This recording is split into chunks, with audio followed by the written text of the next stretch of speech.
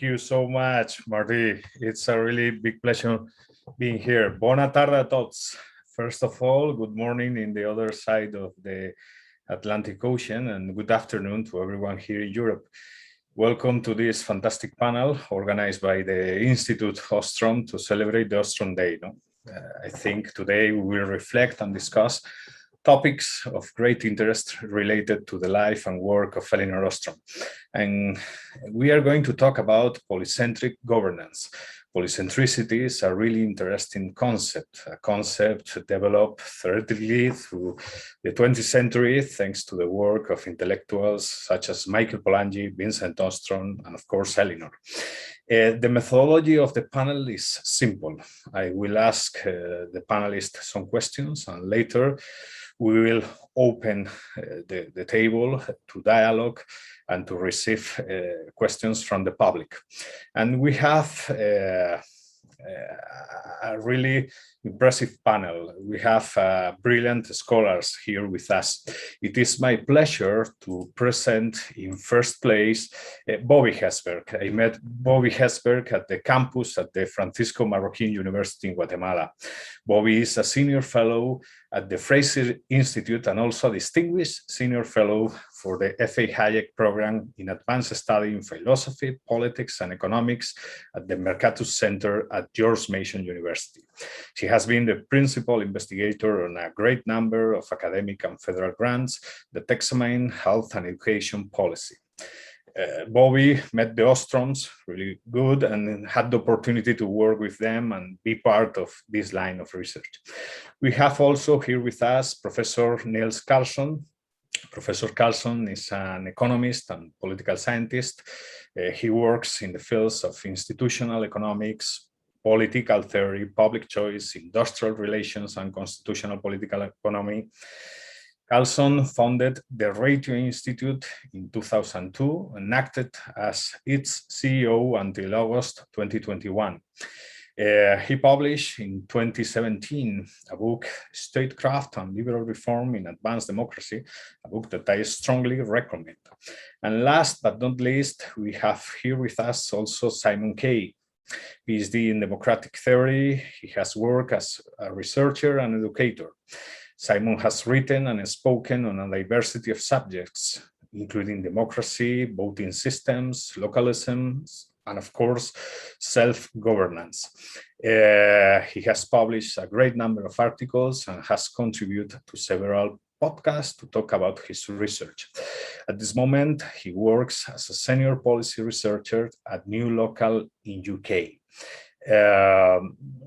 I would like to start, as I told you before, with a question. And I would like to start with a question for Bobbi. Bobbi, polycentric governance orders are systems that allow for more adaptation, competition, and flexibility. What would have been an Austronian approach to the COVID-19 response and recovery? How can polycentricity foster resilience in the light of a complex crisis? And last, what is the importance of local contextual information in crisis resolution? Thank you so much for your time and thanks to the Ostrom Institute for this event. And Bobbi, the floor is yours. Thank you. Thank you so much, Eduardo. And it's great to see you again. And I really enjoyed our first panel. So I'd like to keep the conversation going along those lines. As they noted in our first session, polycentricity was an important part of the Ostrom scholarship.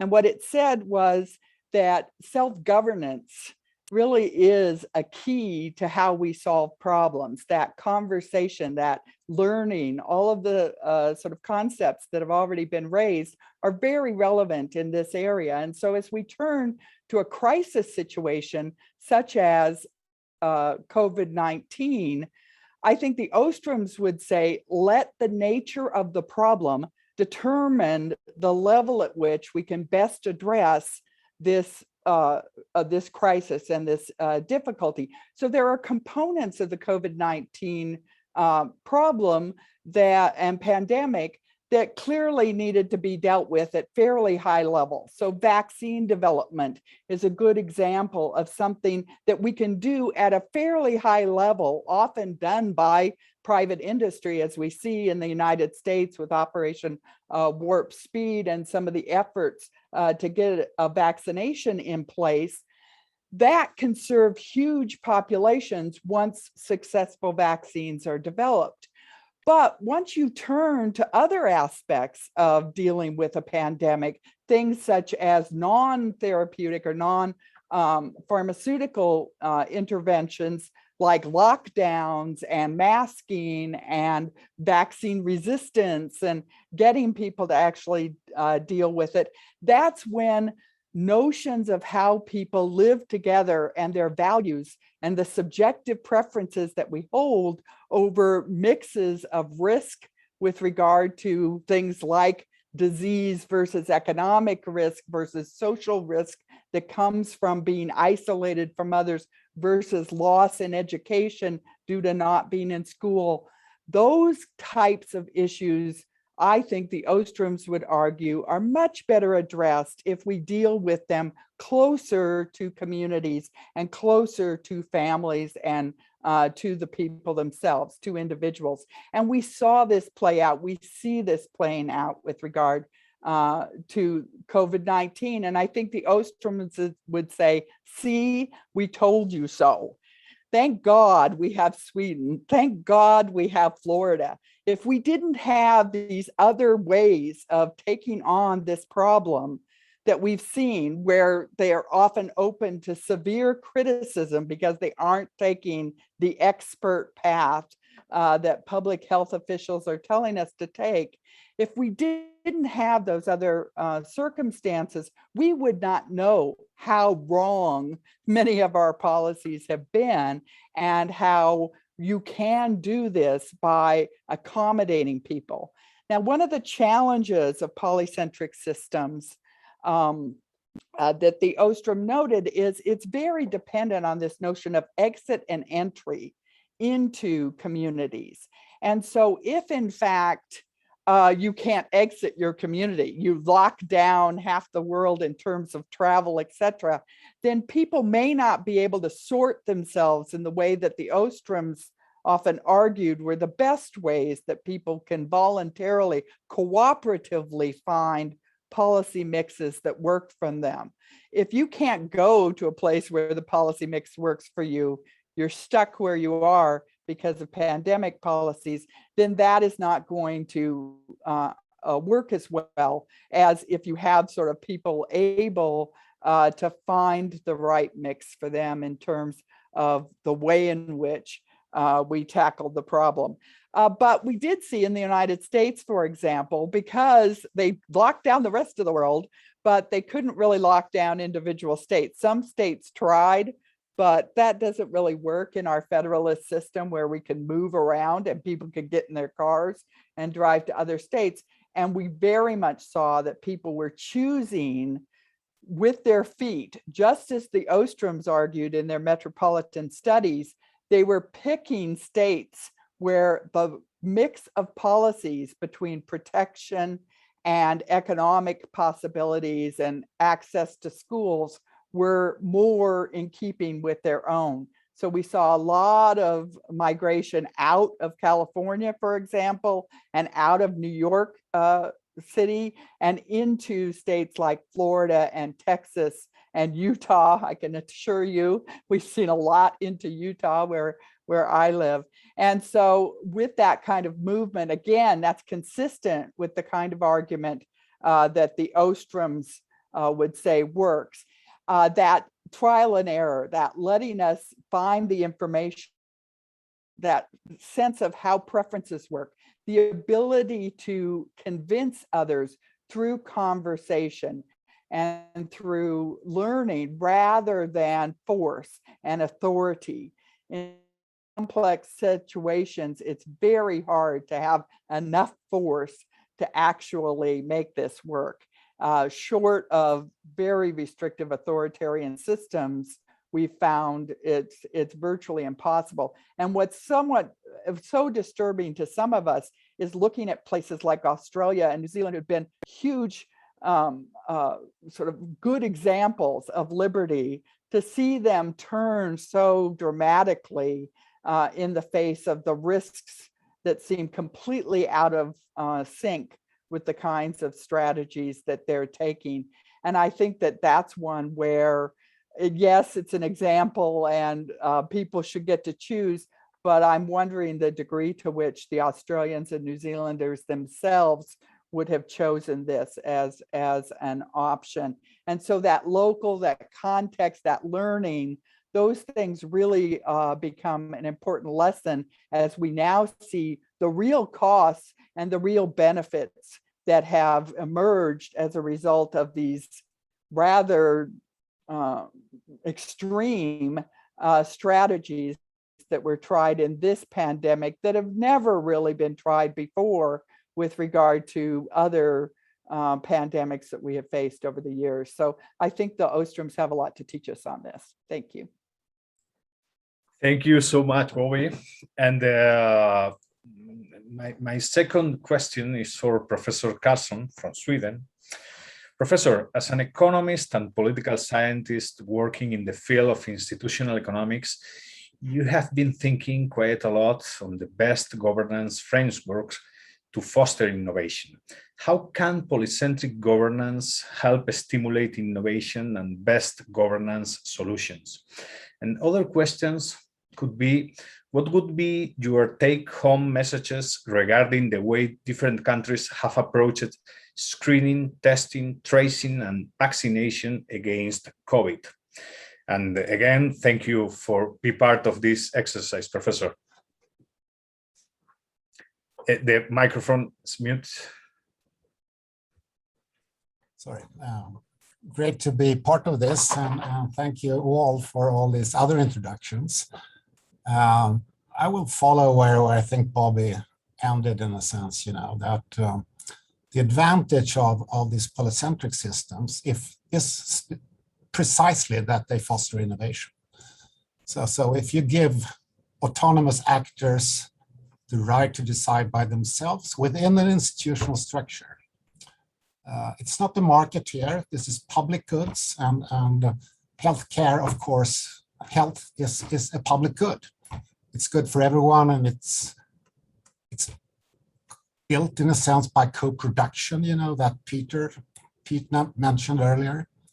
And within such a system where you create these good incentives, you use local knowledge, you give people the right to experiment in various ways, it has great potential for innovations. And I've done lots of empirical studies on labor markets and as you say, political reforms and these kinds of things, where these kinds of structures are extremely important.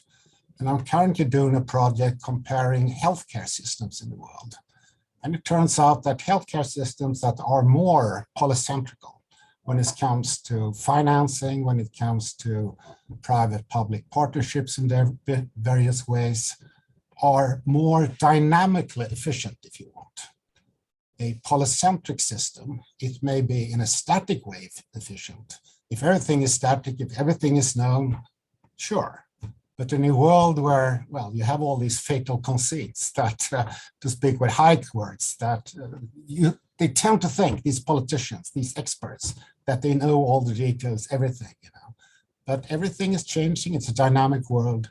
So the big advantage, I would say, with polycentricity in all kinds of policies is precisely this, that it fosters innovation.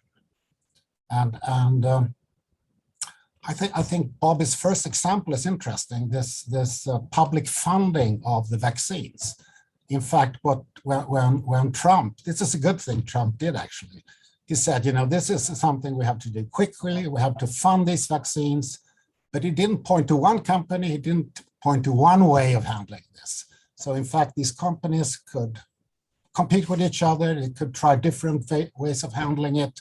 And in the end, we have 7 or 8 different vaccines in the world, and some are better than others in various ways. So I would say that was a polycentric approach, actually, to this. He didn't think that the politicians had all the answers. And coming back to your question about, well, perhaps how Sweden handled this, in Sweden, we didn't have these very centralistic ways of handling it. We didn't have lockdowns.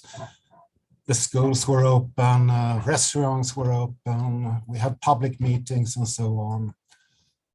But people tended to follow those recommendations about social distancing, about washing hands and putting on masks and so on, without having these really strong or these types of legislations, that really force people. And I think it's interesting to see what's happening in Australia. It's interesting to see what in the UK, Italy, Spain, and so on and so forth. This is the way to handle really uncertain situations, because you don't really know the right way to do it. So you have to use a polycentric approach. So as Bobbi said, Florida and Sweden, without them, we wouldn't have that knowledge, And now it's slowly being imitated, spread into other countries. That said, it doesn't mean that you don't need common institutions, you don't need common frameworks, because you do, of course.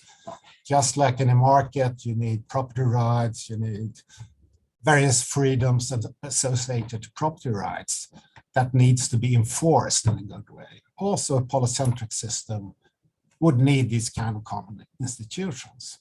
And this, I would say, is the challenge, how can we formulate, implement institutions that foster innovation, that foster local knowledge creation, use of local knowledge, fosters responsibility, if you want. Freedom with responsibility, that's the key in a polycentric system. So I think, in fact, the COVID crisis learned us a lot. It was very helpful, I think, for understanding these kinds of processes. And I very much agree with what Pete said in the beginning here. It has to be multi, economics is not enough. Economics is good for analyzing these things, but you need case studies, you need sociologists, you need, well, anthropologists, to understand why people behave in the ways they do and why it may be different in different countries as well. That's also important. So I can keep on talking like this, but you can have follow-up questions there, I think. Okay, thank you so much, Nils. What an interesting exercise. I'm enjoying a lot. and in third place, Simon, I have a question for you. At the new local, you have recently produced a very interesting policy report unpacking Lynn's ideas and applying some of her lessons for the UK today. How can Ostrom's work inform and inspire policy debate about community power, devolution, public service reform, and organizational transformation? And secondly, what best practices during the COVID crisis have drawn inspiration from Ostrom's academic and field work? What distinctive ideas does Ostrom provide to the centralization versus decentralization debate? And as always, thank you so much for being part of the exercise, Simon. Thank you, Eduardo, and thank you for your very kind introduction at the very beginning, where I think you said I was last but not least, and I'd like to correct that. I'm last and least, and I think the audience will know that. But I'm very happy to be here and tremendously honoured to be participating in the process and the conversation. So that's a lot of big questions to answer.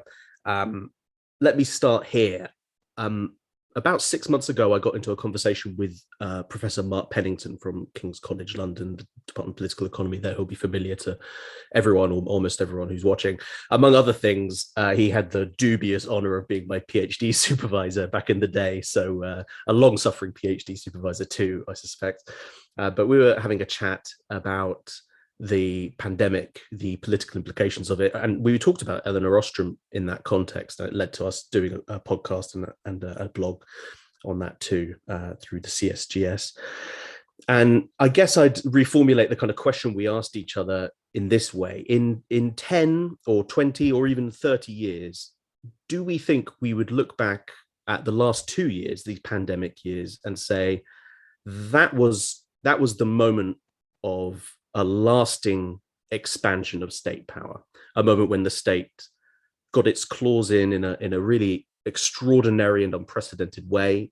And I really do think unprecedented for all that people talk about the post-war moment. So it was a moment where the lasting expansion of state power kicked in. Or do you think in 20 years, we're going to look back and say, oh, that the things that we just heard from Bobbi and Nils, we're going to look back and we're going to say that was the moment that the rubber ball of decentralization and community power hit rock bottom and then rebounded into the air. And we all saw in those 2-3 years just what the risks are of a highly centralized system. And Nils is already shaking his head.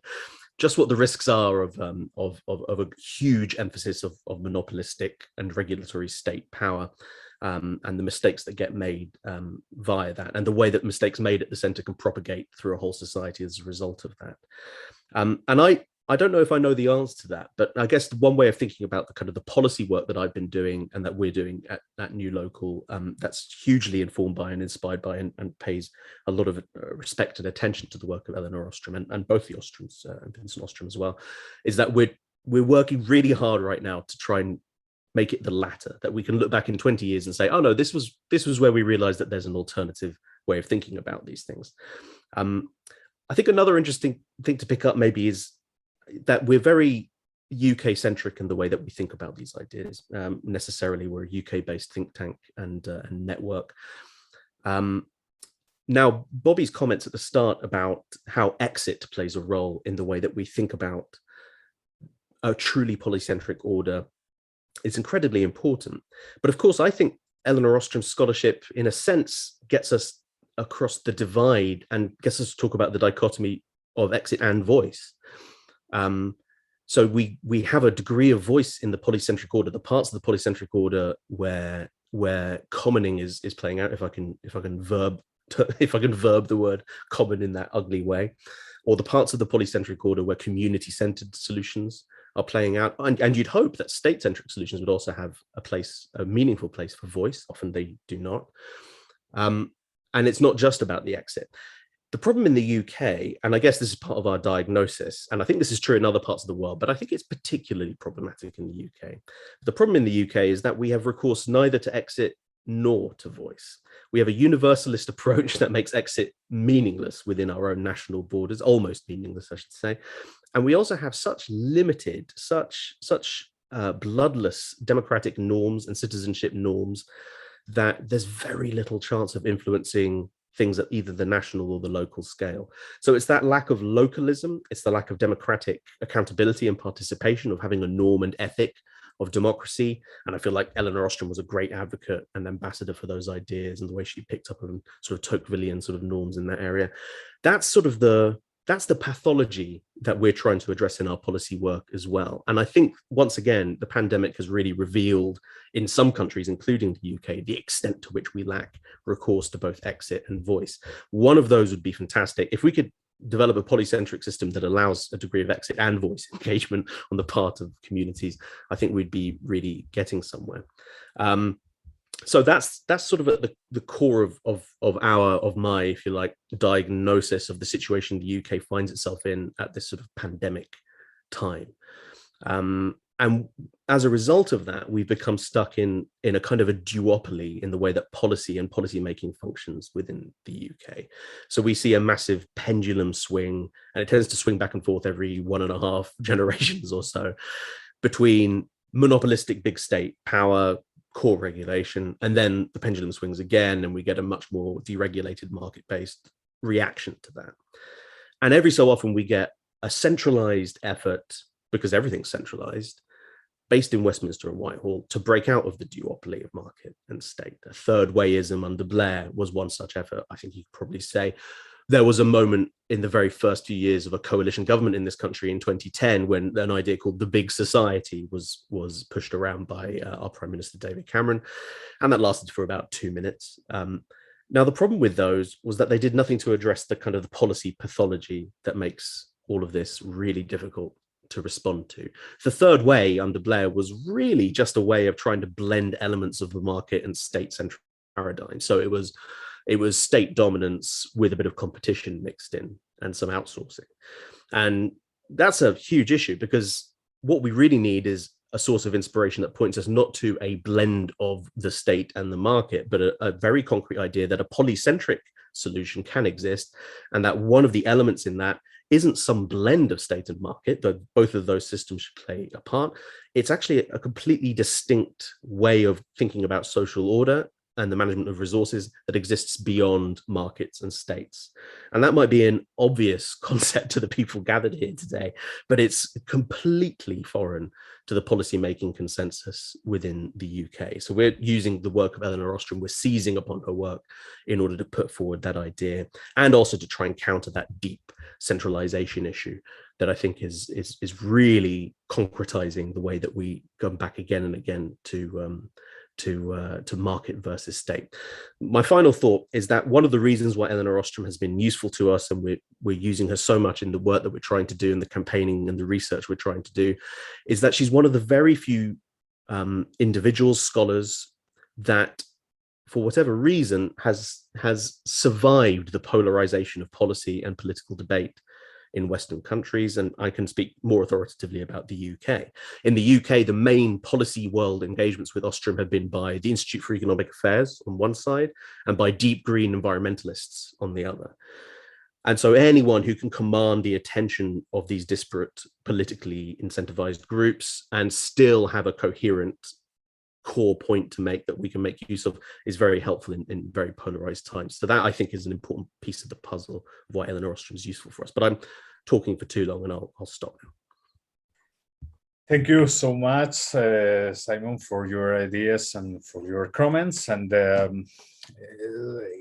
after that, I would like to ask a question for all the three. And maybe we can use 3 minutes each other to answer the question and put your ideas on the table. One of the main lessons of Ostrom's work is the one of experimentalism. I mean, the benefit of having people from different groups or regions at different times trying out different things with different tools and different institutions or governance forms. And the question is, how is learning a central theme in her work, and why is learning so important to face current crises like COVID? And I have other reflection about methodology. When we talk about the Bloomington School, the idea is to discover through description. I mean, it is about description, trying to study the groups and learn from them, describe and learn from communities to collect solutions and not to design solutions for the people. What do you think about these questions? And after that, we open the space for the public. Bobbi, do you want to start? Thank you. Those are great questions, and it really tees off where I wanted to go listening to the other speakers. And it has to do with this component of learning. I would push back a little on Deidre's comment of this morning about the Austrians and the Ostroms as being so dichotomous. I think the Ostroms were very much about the knowledge problem and learning and the understanding that you have to do this. What I think is so worrisome, though, in COVID-19 and what's happened is the sort of the expert trumping in the bridge nature, not in the presidential nature, and trumping the notion that we are right and you are wrong, which is very anti-Ostromian and really speaks to her question about governing the commons, where, she said, yes, as far as you go, but that's not how the world works. And so you haven't explained lots of other settings. And I think she was one that pushed back on these models or theory as being the final word, and instead being the starting point that then allowed us to go out into the world and observe the diversity of how people actually come together and do find solutions to this. So it's that learning, that knowledge. And what worries me right now is instead of saying, look how Sweden is doing, let's learn all we can so that we can compare that to the policies dealt in other areas, how their voluntary ways worked relative to how the ways of force worked. Instead of doing that, we have Sweden is horrible. It's how dare they do this, and they're going to all die over there, and people cheering on ridiculous things and sort of shouting that down. So I think that's where the unwillingness to take on each other and say, I don't agree, but what about this, and have a conversation and learn from each other, is one of the things I think is most troubling in the current. I think it's a much bigger crisis than the virus myself. Thank you so much, Bobbi. Nils, what do you think about it? The challenge, of course, is all the time that the intuition of the politicians, the decision makers, but also the public, if you have a problem, the intuition is centralized. Someone has to do something, you know. So instead of thinking about creating institutions that in the long run promotes continuous reforms, continuous learning, continuous innovations, this dynamic efficiency we're talking about. The intuition is always, you know, centralized. Someone has to make decisions and so on. So I very much, I've read your stuff, Kaye, Simon. I read your report. I liked it, you know, and I think you're correct in the sense that if we're going to say privatize things, that's too radical usually. If we say, let's have a polycentric system, let's have various different actors on the local level, public and private actors, let's have insurance systems, let's have, you know, as you said, both voice and exit, you know. That's a political more, well, that way is more open, and that's my experience.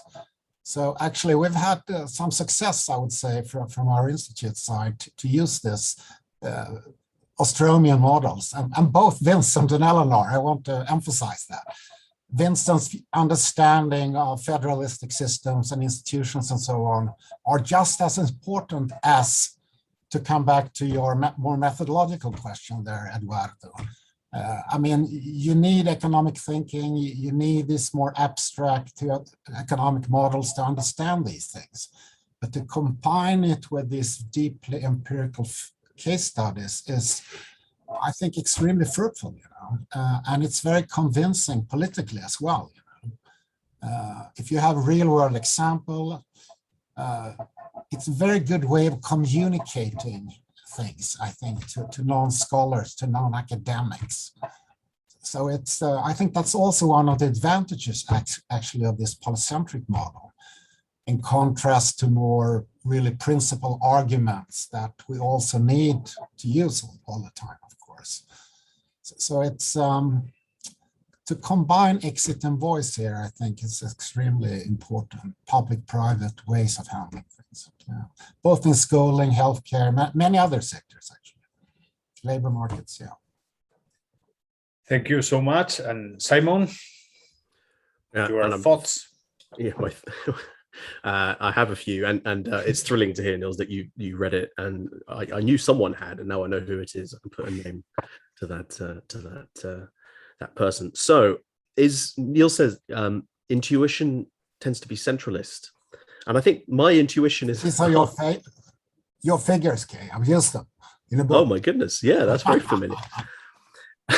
Intuition is usually centralist, and I think my intuition is that intuition is usually centralist, but I wonder if my intuition about that intuition is right. I think the crisis, the pandemic, has revealed the limits of that to some extent. I mean, and let me take it away from the pandemic to start with. If you went up to a self-governing irrigation community in Nepal and there was a flood playing out, a major problem playing out, I don't think their intuition would be to wait for the central state to do something. And I wonder, and I guess someone has to study this, what did communities with a history, with a bedrock of community participation and self-organization do in response to the pandemic? To what extent did they wait?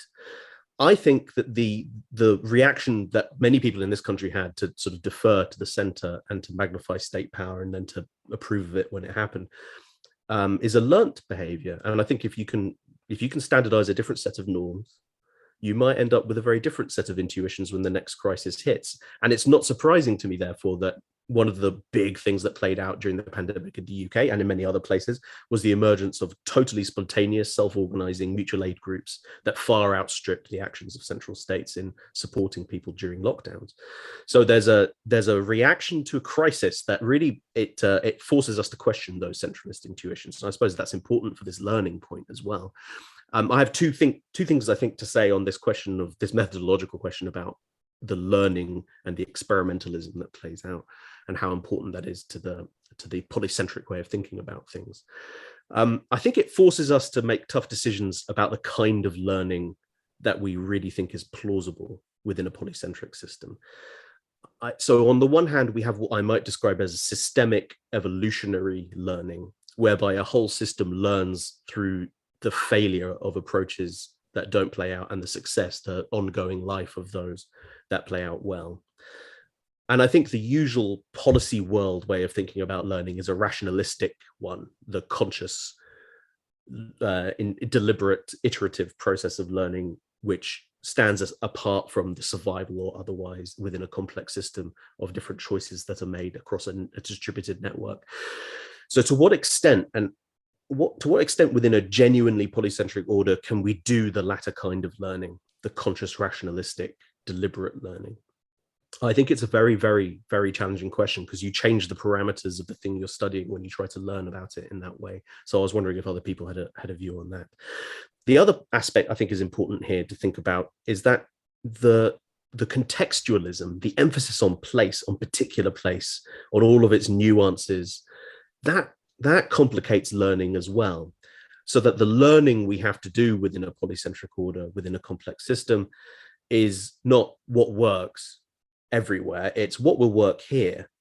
And what worked here won't necessarily work over there. So what can I learn about what worked here that actually is relevant to over there?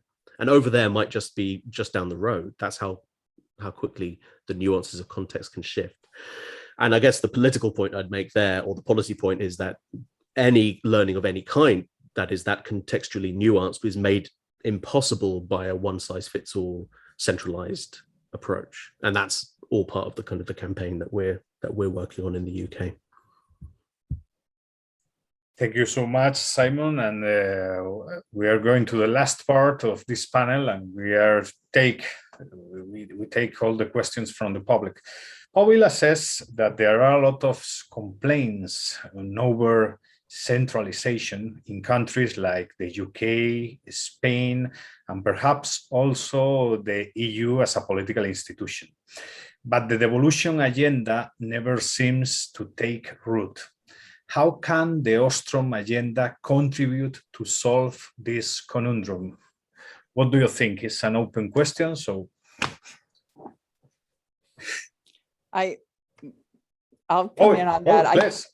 I think one of the real challenges is studying polycentric systems and studying institutions in their variety of form is very labor intensive. So Lynn Ostrom spent decades working on her Governing the Commons project to make it rich enough to actually have the variety of examples empirically, and then brought back into theory and then into the lab and into these other methods to make them robust enough to be meaningful. And it's much easier to be able to address these things if, in fact, we've got to study one. There's, one president or one, prime minister or one parliament. Much easier. And so I think that's the real challenge from a theoretical and thus a policy perspective, is it's not that we want centralization, we really don't. And when it gets applied in our community, it is not the same policy as it was when it was crafted or applied somewhere else. Our context will make that policy different, even though it's the same policy everywhere. And so I think the context is always going to matter, but studying it's much harder. and trying to regularize it into theory is even harder still. So Lynn always had those really complex framework with a gazillion boxes that blew up into thousands of different other boxes and things. That's really hard to explain in a soundbite or on a bumper sticker. So I don't think it lends itself well to the policy arena, but scholars should hold themselves to another standard. And unfortunately, they often take the lazy approach as well. Thank you, Bobbi. More opinions? Nils? Oh, I have a very similar view on this, actually. If you take the examples that Simon mentioned, that in fact people took a lot of local responsibility, you know, they created these local public goods, I think everywhere, you know, by social distancing, by especially, I think, the way the healthcare workers handled, you know, all these really extreme situations they ended up in was despite all these centralized decisions and everything. And they solved the problems, basically, you know, it's very impressive. The problem here is, of course, that we haven't really described those processes. We haven't done the research. We haven't really had the empirical investigations done. So we need to do this. We need to explain more thoroughly how this polycentric system works. And I think it's very much possible. I'm currently working, as I said, on healthcare systems. And I can prove that systems that are based on insurances are a lot more beneficial in the sense that there are less queues, it's more service oriented. It has a consumer perspective in a sense, or a patient perspective, in a way that a very centralized and popular system like the NHS in the UK, it's a terrible system, but people love that terrible system in the UK. It's so absurd because they know of nothing better. You know, it's the worst healthcare system in the world, basically, but people love it. Even the prime minister nowadays, you know, it's so strange. Thank you so much. Simon, what do no more? Well, I don't know if it's the worst in the world. It's got its challenges, and we're actually doing a piece of work on what it looks like to take a more Ostromian perspective, if you like, on and the NHS and the way the NHS is reforming today. It's a great question, and in a sense, it's a question that encapsulates my career for the last 2 years. So I'm incredibly encouraged by the responses and by the ideas that other people might come forward with. It's all going to make my day job a lot easier. So thank you for that. We published our report nearly a year ago, and it is exactly that problem that Bobbi was describing, that these are tough concepts to try and boil down into policy presets and bumper stickers. Well, we took our best swing, Bobbi, at a bumper sticker, and a year later, there's an old Hayek piece of work on how long it takes for ideas to filter from academia into the real world or the policy world. A year later, well, this week I gave a talk to 250 policymakers in Whitehall in the Central Civil Service here in the UK, where I talked about Elinor Ostrom and made the case for decentralization and devolution across many policy areas. I have no idea if that's something that's going to make an impact, but at least the bumper sticker has got some bums on seats at the center. And the difficult truth is we do have to keep talking to the center while the center holds all the cards and has all the power. So that's the work of our think tank right now. Thank you so much, Simon. Well, 5:30 here in Madrid. We finish our exercise. Personally, it was a really big pleasure and an honor. Thanks Institute Ostrom and Martí for the invitation. It was a really pleasure sharing the table with Bobbi, Nils, and Simon. Thank you so much for everything, and see ya in the next academic exercise.